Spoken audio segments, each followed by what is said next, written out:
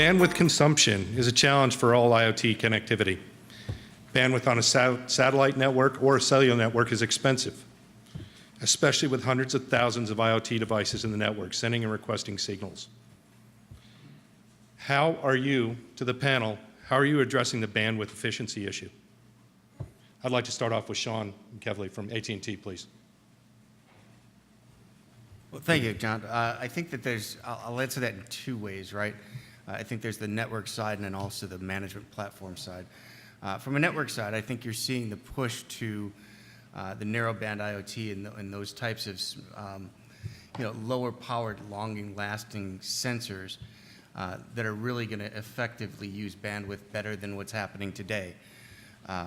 From a platform side, when you talk about Control Center and some of the other platforms that we have within our IoT services, those are really, when you talk about the number of devices in the sheer hundreds of thousands, that platform's been built and tested to be able to handle more than 1 billion devices.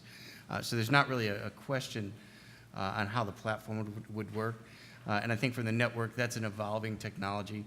We're moving into the Cat-M and a narrowband IoT phase now to go ahead and start looking at how we reutilize spectrum in a better way. Thank you, Sean. Chuck, same question, sir. I too would answer it two ways.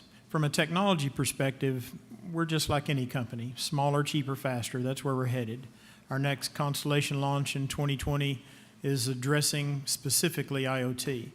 But to this point, so much of what's been done with satellite has been on a per device basis, okay? Where we're really beginning to focus now is on solutions and working with our solutions and applications providers and alternative networks like AT&T, the LoRa Alliance, like Ingenue, like Bluetown, whom I wasn't aware of until this session.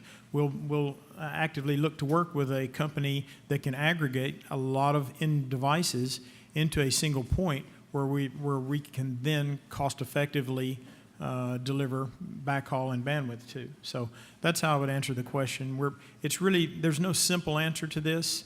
Satellite networks have to be used in a very, very optimized fashion, but we're going to lean heavily upon our application and solutions providers to make sure that we do that in the most effective way possible for the end user.